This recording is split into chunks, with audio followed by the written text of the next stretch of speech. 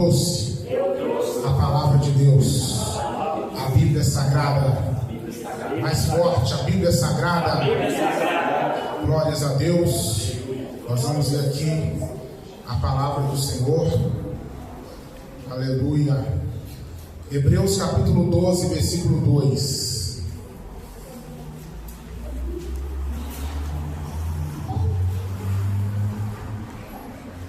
Que bom, irmãos, nós podemos adorar o nome do Senhor. É uma bênção, é um privilégio, uma honra, né? Estarmos aqui na presença de Deus para nós servirmos ao Senhor dia após dia. E eu não troco esta oportunidade por nada nesta vida. Não há nada comparável com a alegria de servir a Deus, com a alegria de estar na casa do Senhor e de congregar aqui nesta igreja. Amém? Eu amo muito estar aqui na igreja. Eu amo muito estar congregando, servindo a Deus com os irmãos. Eu dizia para os irmãos ontem que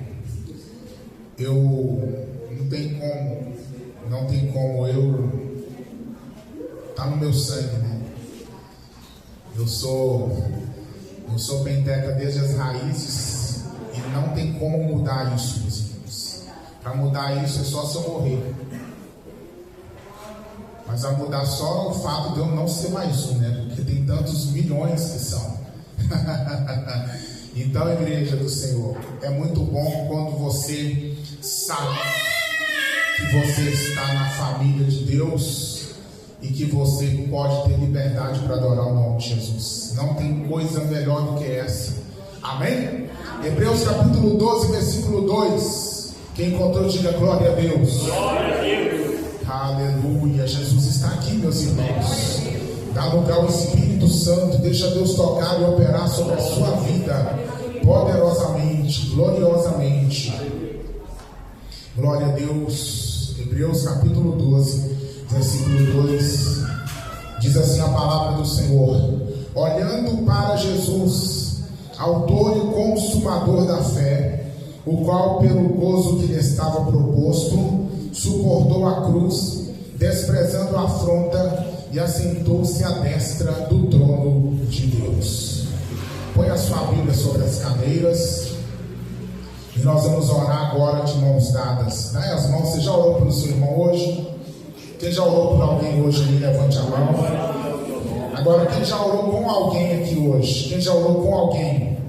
Oh, que bênção, irmã. Isso aí, glória a Deus. Então nós vamos orar de mãos dadas, porque a igreja, quando ela dá as mãos, ela une a sua fé, ela renova a sua força, e é nessa força que nós vamos rompendo em fé. Feche os seus olhos aí e comece a glorificar o nome do Senhor, e comece a adorar o nome do Senhor. Se tem alguém aqui nessa noite que ainda não foi batizado com o Espírito Santo, vai ser batizado hoje. Se tem alguém aqui nessa noite se sentindo fraco, desanimado, cansado, nesta oração o fogo de Deus vai derreter todo o gelo, vai cancelar todo o mal.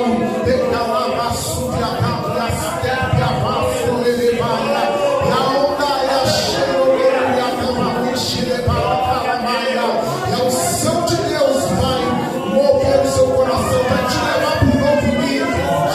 Ah, meu Pai, aleluia.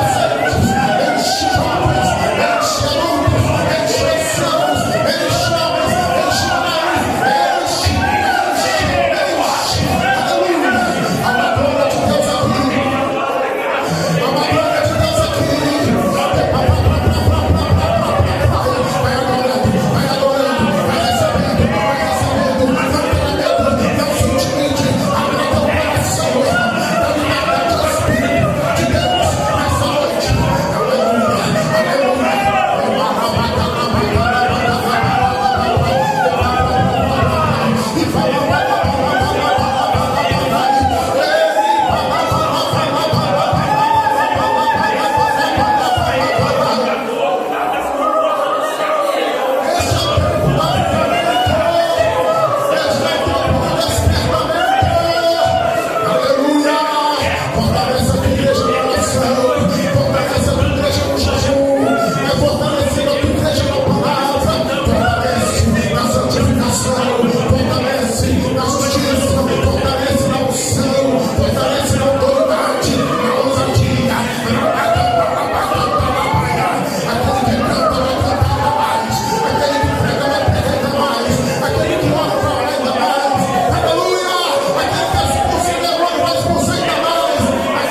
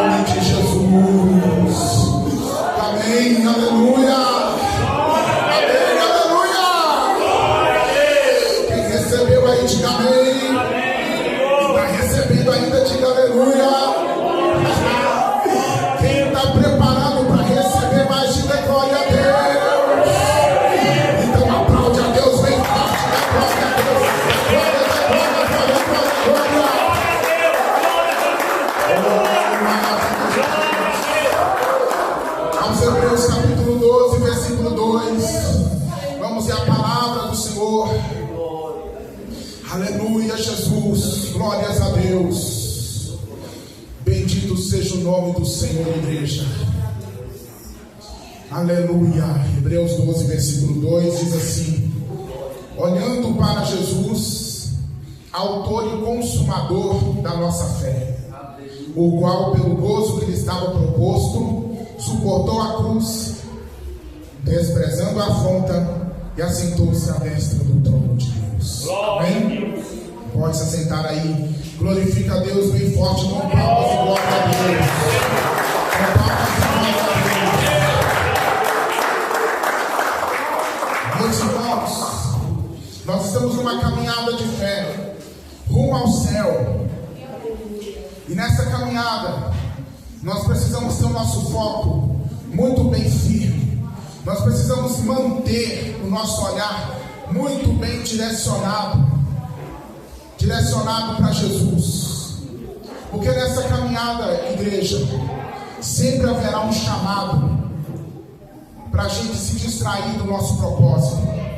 Sempre haverá coisas, pessoas, situações para nos tirar da direção dos céus. E aí, se nós não ficarmos firmados em Jesus, nós podemos nos perder nessa caminhada. Nós podemos ficar paralisados se a gente deixar o nosso olhar se desviar para os problemas, para as situações adversas, para as más notícias, para os pecados, para os mundanismos. Nós não vamos chegar no alvo final, que é os céus. Mas se a gente olhar para Jesus, que é o autor e consumador da nossa fé, nós teremos a força, a graça e o poder suficiente para que a gente possa permanecer firme na jornada, andando na direção correta, andando na direção de Jesus, que é o nosso pastor, o nosso sumo pastor. E se a ovelha segue este pastor, ela não vai se perder nas veredas tantas que estão nas caminhadas da vida. Há uma jornada certa, mas há muitas veredas, há muitos caminhos que surgem. E se nós não olharmos o pastor, nós podemos seguir caminhos que não são bons, caminhos que parecem bons aos olhos dos homens, mas como diz a Bíblia, o final deles é treva. Então, igreja do Senhor, a mensagem dessa noite, ela traz esse tema, olhando para Jesus. Então nós vamos aprender aqui o que é olhar para Jesus. É seguir os exemplos de Cristo em todas as coisas. Jesus é o nosso exemplo maior em tudo. Se nós vamos vencer, e vamos, precisamos olhar por mais do que vencedor, que é Cristo Jesus. Então vamos aprender nessa noite os exemplos que Cristo nos dá. Primeiramente, o exemplo de oração. Jesus, ele nos mostra que a vida vencedora, que a vida com Deus, a vida que supera as adversidades e que cumpre o propósito de Deus, é a vida daquele que ora. Aquele que ora é aquele que vence. E se a gente não orar, a gente não tem vitória. Nós não temos forças. Em nós mesmos não temos capacidade para vencer as batalhas espirituais. Lucas capítulo 5, versículo 16 é um dos exemplos que a Bíblia diz que Jesus saía da sua casa e ia para os lugares desertos para orar a Deus. Era uma prática constante de Jesus se retirar do meio das pessoas para estar sós com Deus. Porque mesmo Jesus não tendo pecado, mesmo ele sendo o Filho de Deus, ele na forma humana aqui, ele sabia que a natureza humana não tem resistência própria para vencer as batalhas. Então ele precisava de manter um relacionamento sólido com o Pai. E ele também fez isso para nos dar o exemplo, para que nós também possamos ter um relacionamento profundo com Deus através de uma vida de oração. Uma vida de oração. Não é só orar quando precisa, é orar sempre. Não é só orar quando tem uma luta, quando vai enfrentar uma batalha, quando tem uma jornada diferente. Não é só orar quando precisa de uma resposta urgente, tem que enfrentar um demônio. Não, irmãos, nós precisamos ter uma vida constante de oração. Habitue-se a orar. Coloque a oração como prática diária. Separe tempos específicos para orar, mas ore em todo o tempo.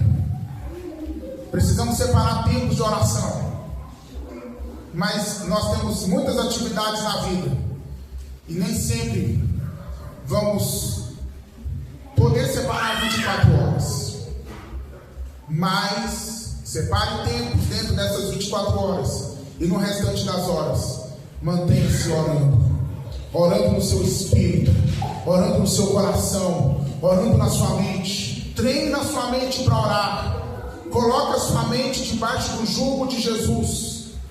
E ore, porque é através da oração que você vai crescer, vai conhecer melhor a Deus. É através da oração que você recebe poder, recebe autoridade, recebe visão, revelações. O seu olhar espiritual, ele se abre, a sua visão, ela é aberta para as coisas espirituais. Você tem mais discernimento, mais atenção quando você vive uma vida de oração. Você se torna mais sensível à voz de Deus. Quantas vezes Deus está falando, e a gente não está conseguindo ouvir, porque falta conexão, falta alinhamento com os céus. Esse alinhamento é através de uma vida de oração. Quando você está ajustado com Deus, através da oração, Deus vai falar muitas vezes com você. Deus vai usar muitos métodos para falar. E em todo o tempo você vai entender, é Deus falando comigo. Toda confusão de mente se vai quando nós temos uma vida de oração. As angústias são deixadas no altar da oração. A ansiedade, a raiva, a ira, o ódio, o rancor, o ressentimento, a irritabilidade, tudo isso fica no altar da oração quando nós temos esta vida. Na oração somos transformados, somos moldados. Na oração nós nos quebrantamos e Deus nos faz novos a cada tempo de oração. Deus vai te conduzir a uma vida profunda de oração, desde que você queira. E se você quer, se você tem esse anseio na tua alma, mas não consegue, não conseguiu até hoje, mas a partir de hoje, essa é uma palavra profética para a tua vida. Você vai conseguir viver uma vida de oração. O Espírito de Deus vai te chamar nas madrugadas. O Espírito de Deus vai te chamar durante o dia. Pessoas vão aparecer no seu caminho para falar sobre oração. Você vai passar a ouvir mensagens não programadas sobre oração. Louvores de oração vão começar a ser tocados para você ouvir. Tudo isso é Deus te dizendo: é tempo de você entrar numa vida profunda de oração. Então Jesus nos deu o exemplo. Ele foi um homem de oração. Sejamos nós pessoas de oração também. O segundo exemplo de Jesus que eu quero falar está em Hebreus capítulo 5, versículo 8. Vai dizendo glória a Deus. Glória a Deus. Vai dizendo aleluia. Aleluia, glória a Deus, aleluia. Hebreus capítulo 5, versículo 8. Ainda que era filho, aprendeu a obediência naquilo que padeceu. Jesus era o Filho de Deus, irmãos. Continua sendo. E ainda sendo Filho de Deus, Jesus foi obediente. Como servo aqui na terra, em tudo Jesus fez a vontade do Pai. Até quando foi no Getsemane, no dia da grande dor, antes da cruz, Jesus ora dizendo: seja feita a tua vontade e não a minha. Jesus ensina aos seus discípulos a orarem assim: Pai, seja feita a tua vontade na terra, assim como ela é feita nos céus. Igreja, olha para Jesus sendo obediente. Vamos ser obedientes também à palavra de Deus. Vamos obedecer à vontade de Deus que está aqui nas Sagradas Escrituras. Deus tem a sua vontade revelada, e a vontade revelada está na Bíblia. Então vamos ser pessoas obedientes. A gente não deve debater com Deus, que nós vamos já entrar perdendo no debate. A gente não tem que questionar Deus. porque Deus não é obrigado e nem sempre Ele vai responder as nossas perguntas. A gente tem que obedecer. A obediência, meus irmãos, ela é um benefício para nós.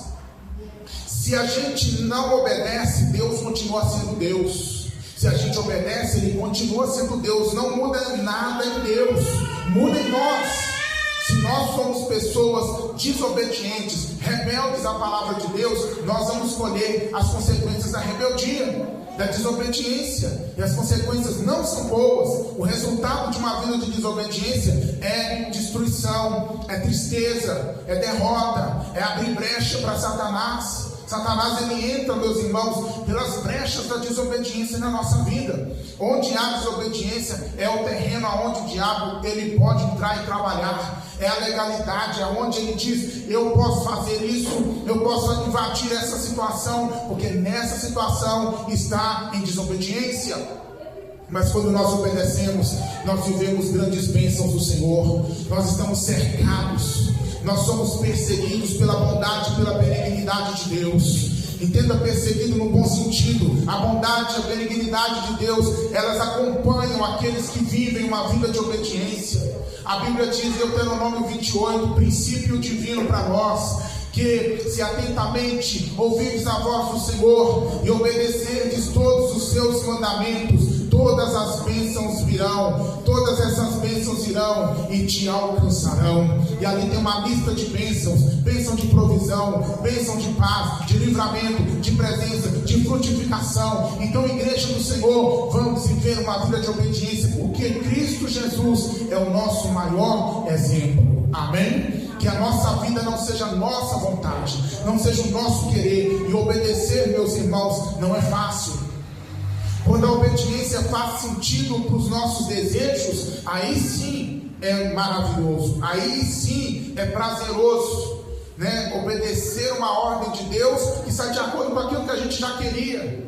Então, junta o útil com o agradável, não é? E a gente obedece sorrindo, a gente obedece celebrando. Amém, Senhor, é a tua vontade que eu seja próspero, é a tua vontade que eu seja feliz, é a tua vontade que eu seja estabilizado, é a tua vontade que eu vença. Então, Senhor, eu te obedeço, eu vou fazer a sua vontade, eu vou viver essa vitória.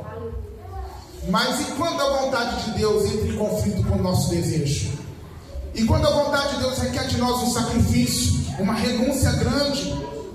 Lembra de Abraão?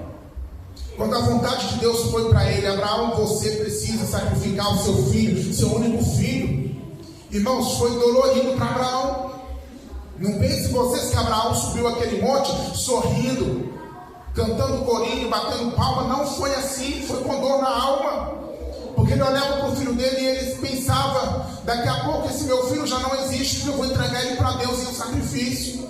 Que dor! Ali não se limitava a um filho, a um sentimento de pai para filho. E além, porque ali tinha uma promessa, ali tinha a fidelidade de Deus, ali tinha sonhos e projetos. Que Abraão entendeu: quando eu sacrificar meu filho, eu estou sacrificando tudo o que eu sonhei e pensei até hoje, além de sacrificar a minha carne, o meu sangue, além de sacrificar o meu amor pelo meu filho e esse menino inocente.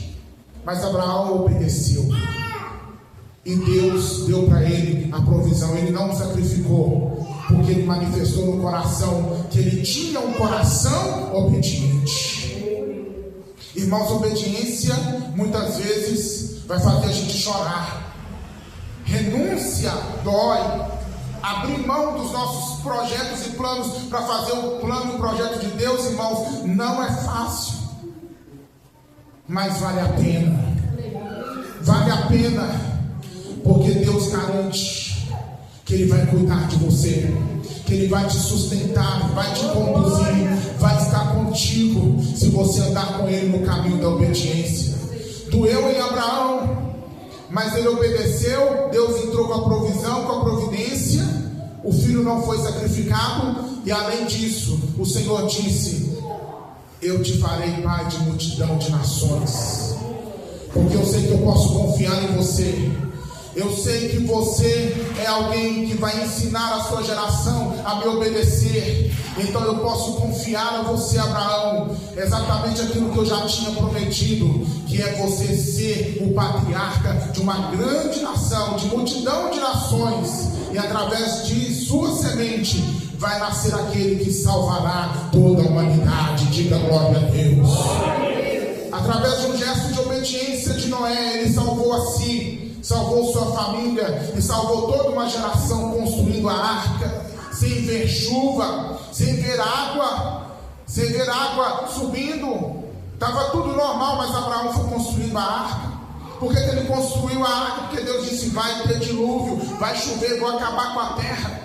Mas irmãos, foram anos construindo aquela arca sem ver sinal de chuva. Como que vai fazer assim? Como que vai perseverar? Foi difícil construir com materiais rústicos, ferramentas rústicas, e a crítica de muitos que chegavam e perguntavam: o que é isso aí? O que você está fazendo? E ele dizia: Deus me disse que vai chover e chover e chover, e essa terra vai ser cheia de tanta água, vai morrer todo mundo. A Bíblia diz na primeira carta de Pedro que Noé, ele era zombado porque ele era pregoeiro da justiça, pregoeiro da verdade.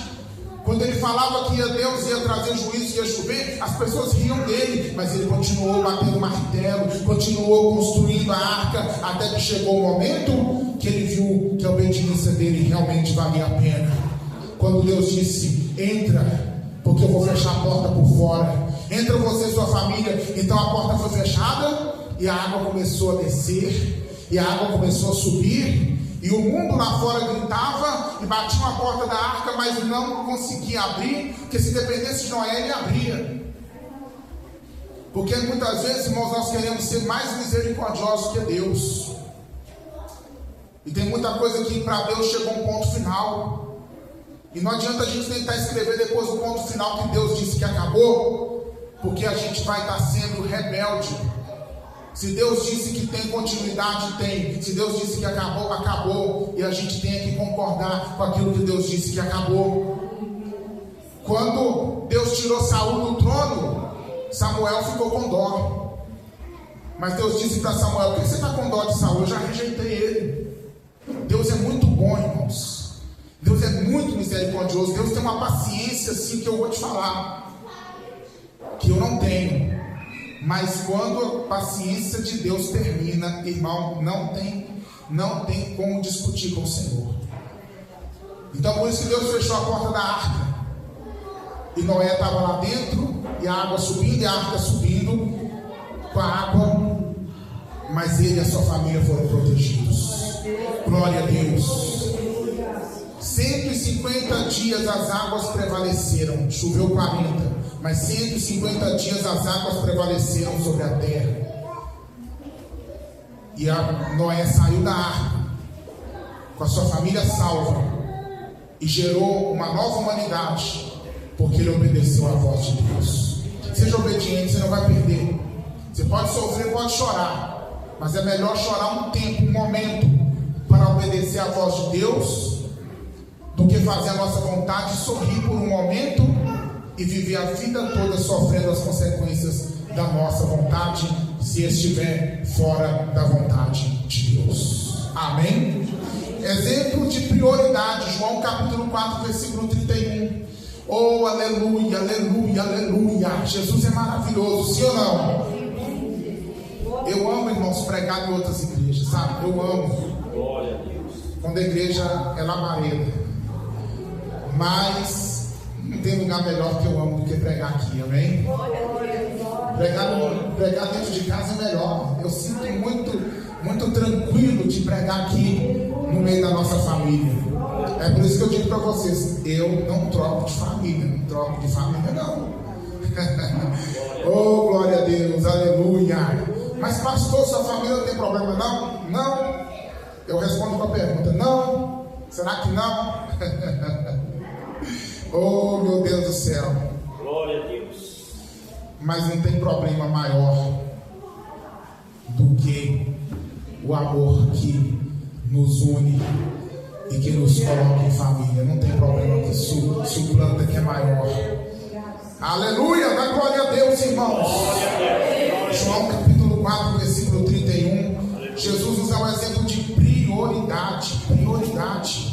Veja só. Entretanto, seus discípulos lhe rogaram, dizendo: Rabi, come. Ele, porém, lhes disse: uma comida tenho para comer, que vós não conheceis. Olha aí, irmãos. Então os discípulos diziam uns aos outros: trouxe-lhe porventura alguém algo de comer? Jesus disse-lhes: a minha comida é fazer a vontade daquele que me enviou e realizar sua obra. Estava perto de meio-dia. Jesus se aproxima do poço de Jacó. E ali os seus discípulos dizem para ele: mestre, nós vamos comprar comida. E Jesus fica ali. E vem chegando uma mulher da cidade de Samaria. Jesus então começa a dialogar com aquela mulher, com o propósito de salvar a vida dela, que vivia uma vida muito torta, uma vida muito errada, uma história muito complicada. Então Jesus começa a conversar com aquela mulher. Jesus oferece para ela a água da vida. Aquela mulher abre o coração, e ela, quando entende que aquele homem ali era o Messias esperado, ela vai correr para a cidade para falar para as pessoas lá: eu achei o Messias, eu achei aquele que as Escrituras dizem, eu achei o Cristo. Enquanto ela vai, Jesus permanece junto ao poço. Aí chegam os discípulos com a comida. Aí eles vão: está aqui, Jesus, a comida. Come marmitex agora que está quentinho, Senhor. Come agora. Jesus falou assim: eu tenho uma comida para comer que vocês não conhecem. Aleluia. Aí os discípulos pensam: trouxe porventura para ele alguma coisa de comer? Jesus diz: a minha comida é fazer a vontade daquele que me enviou e realizar a sua obra. Antes de eu comer a comida que vocês trouxeram, eu prefiro primeiro ouvir essas pessoas que vão chegar, essas pessoas que vão ser trazidas por essa mulher. Eu prefiro primeiro ouvir as dores deles e falar para eles que eu sou a cura. Aleluia. Eu prefiro recebê-los aqui, tratar deles, conduzir eles à salvação, e depois essa comida da terra eu como. Mas primeiro é mais importante eu cumprir a vontade do Pai, que é salvar esses pecadores. E assim Jesus fez, irmãos, de tal forma que as pessoas que chegaram falaram para a mulher: agora a gente acredita nele, não pelo seu testemunho agora. Primeiro a gente acreditou no que você disse, mas agora a gente acredita porque nós ouvimos e vimos com os nossos próprios olhos, ouvimos com os nossos próprios ouvidos e ouvimos com os nossos próprios olhos que este é verdadeiramente o Cristo, o escolhido de Deus, o Filho de Deus. Diga aleluia. Quais são as nossas prioridades? O que é mais importante na sua vida? O que tem sido o seu principal, que tem ocupado o primeiro lugar nos seus pensamentos, nas suas preocupações? A sua vida na terra, as suas necessidades, seus problemas. E eu sei que tudo isso grita, tudo isso não fala muito alto, as coisas que a gente precisa resolver, mas é importante que Jesus seja o principal, que a vontade de Deus seja prioridade para a nossa vida, que em tudo, nossas escolhas, decisões, sonhos e projetos, primeiro seja: eu quero fazer a vontade de Deus. Jesus é o mais importante para mim, mais importante do que os meus desejos, do que os meus problemas, mais importante do que a minha ansiedade, mais importante do que as necessidades dessa vida. Jesus é o mais importante. Não deixa Jesus em segundo lugar. Não deixa Jesus para depois, não deixa o céu para depois, não deixa a palavra de Deus para depois, não deixa a vontade de Deus para depois. Seja você alguém como Jesus, apesar do estômago com fome, ele prioriza primeiro a vontade de Deus, depois eu, primeiro Deus. Amém? Amém. Primeiro Jesus, primeiro Deus, primeiro a vontade de Deus, depois as nossas coisas que se alinharem com o que Deus quer. Diga glória a Deus. Glória a Deus. Jesus nos dá um exemplo muito forte de domínio próprio. Mateus capítulo 4, versículo 3. Jesus estava no deserto, 40 dias jejuando. E o que é que vai acontecer? Chegando-se a ele o tentador, e olha que aqui ele teve fome, no versículo 2. E no versículo 3 o diabo chega para Jesus e fala: se tu és filho de Deus, transforma essas pedras em pães. Jesus poderia transformar as pedras em pães. Se ele desse uma palavra, eram transformadas. Jesus mandava, irmão, no vento, mandava no mar. Jesus mandou na figueira. Jesus mandava até na morte. Jesus não podia mandar numa pedra? Podia. Mas ele não fez a transformação acontecer. Ele vai responder para o diabo: nem só de pão viverá o homem, mas de toda a palavra que sai da boca de Deus. Isso é exemplo de domínio próprio. Ele estava com fome, ele tinha a oportunidade de satisfazer o seu desejo natural, que não era errado. O desejo de comer não era errado. Era errado ele satisfazer a vontade do diabo. Era errado ele satisfazer o seu desejo para satisfazer uma indução, para decair diante de uma tentação. Mas Jesus demonstra o domínio próprio. Eu não vou comer. Eu não vou transformar pedras em pães. Eu não vou ceder à minha fome. Eu não vou sucumbir diante da minha vontade de comer. Igreja, precisamos olhar para Jesus e também ter na nossa vida o domínio próprio.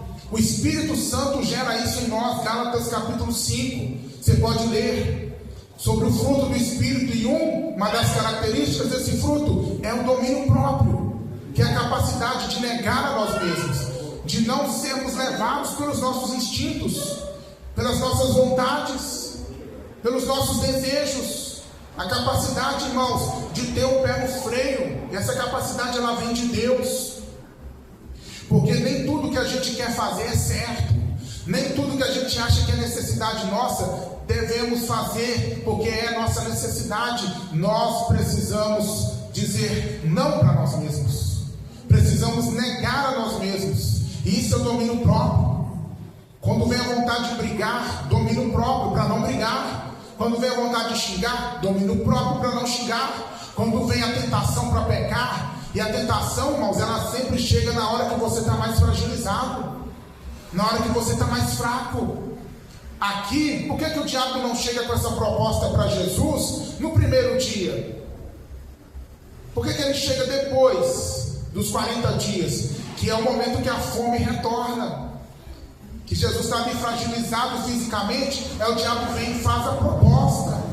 E nós, igreja do Senhor, temos que ter essa vigilância. Na hora que você estiver mais frágil na sua família, é essa hora que vai vir a tentação. Eu já prometi para Deus que eu não vou ser grosseiro como eu não tenho sido, e não vou ser vulgar como eu não tenho sido em todos esses anos, mas que eu vou falar tudo que eu preciso falar de Deus.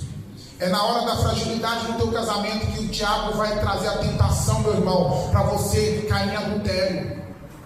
E da mesma forma, minha irmã, é na hora da fragilidade no seu casamento que vai vir a tentação para você trair. É na hora da fragilidade espiritual que vai vir a tentação para você participar daquilo que você antes participava, daquilo que era vício, daquilo que era errado. É naquele dia que você está mais fraquinho espiritualmente, que veio uma luta, que você foi escandalizado por alguma situação, que alguém te magoou. É nesse momento que o diabo vai vir com a proposta para você das coisas mundanas que você gostava. Mas é aí que entra o domínio próprio, porque por mais frágil que você esteja, o Espírito Santo ainda continua com você para te capacitar. E se parte do nosso coração dizer não, o Espírito Santo é o primeiro a dizer: eu te ajudo, eu te fortaleço, eu te sustento com a destra da minha justiça. E vai valer a pena dizer não para toda proposta do mal, ter domínio próprio, porque quando a gente tem esse domínio próprio, meus meus irmãos, a tentação vai. E quando a tentação se vai, nós ficamos ainda mais fortalecidos no Senhor. E aí chega um momento em que os anjos vêm e servem a Cristo e dão para ele o alimento que foi preparado pelos céus. Aleluia! Aleluia! Aquela proposta maligna, ela vai ser apenas um momento passageiro, mas a bênção que vem depois, quando você resiste à tentação, ela vem do céu e é uma bênção que realmente satisfaz. Diga glória a Deus, aleluia! Permanece dominado pelo Espírito de Deus. Ela vai calar, fica de pé, igreja. Nós não podemos prosseguir mais, a hora já encerrou, mas eu estou sentindo a glória de Deus aqui neste lugar. E nós vamos orar agora agradecendo a Deus por essa noite. Fica com essa palavra. Olha para Jesus, autor e consumador da nossa fé. Exemplo de oração, de obediência, de prioridade. Exemplo de domínio próprio. Eu ia falar ainda do exemplo de humildade, que mesmo ele sendo Deus se tornou servo. Exemplo de compaixão, quando ele olha para as multidões e sente íntima compaixão das multidões. Mesmo Jesus cansado, os discípulos cansados, procurando um lugar para descansar, a multidão vai atrás, mas Jesus não deixa eles sem um alimento espiritual. Jesus sente íntima compaixão. Aleluia! Exemplo de perdão, quando na cruz do Calvário tinha um tanto de gente apontando para Jesus, dizendo para ele: se tu és filho de Deus, desce daí. Aonde está aquele que disse tantas coisas? Aonde está aquele que disse que ia derrubar o templo e ia levantar em 3 dias? Desce da cruz, mostra que tu és o Cristo. Jesus olha para todas aquelas pessoas e diz para ele, para o Pai: Pai, perdoa-lhes, porque eles não sabem o que fazem. Então, igreja, olha para Jesus, porque não tem como errar se você olhar para o exemplo perfeito que é o nosso mestre. Amém? Com a mão levantada, diga comigo: Senhor Jesus, me ajude a viver a tua vontade. Me ajuda a olhar para os teus exemplos, a seguir os teus exemplos, porque eu quero ser como o Senhor. Eu quero ser o reflexo do Senhor. Que as pessoas olhem para mim e vejam em mim a tua glória. Que onde eu estiver, a minha vida seja o bom perfume de Cristo. E que mesmo que eu não me identifique, as pessoas percebam que eu sou diferente. As pessoas sintam uma vida que faz a diferença, e elas reconheçam, como reconheceram nos apóstolos, que nós somos cristãos. Amém? Deus abençoe a todos vocês. Aplaude, glorifica o nome do Senhor. Aplaude, glorifica o nome do Senhor. Glória a Deus. Deus abençoe você que está nos assistindo agora, que vai nos assistir depois. Que a bênção de Deus seja sobre a sua vida, que está aí no Instagram, você que vai assistir depois no YouTube. Deus abençoe a todos vocês em nome de Jesus. Tenha uma ótima semana, meus irmãos. Tenha uma semana de glória, com essa palavra no coração. Amém? Com uma semana de vitória. É a semana das maiores bênçãos de Deus sobre as nossas vidas. E se você crê onde você estiver aí e aqui, diga amém. Deus abençoe. Nós vamos encerrar agora. Glória a Deus. A graça do Senhor Jesus Cristo, o amor de Deus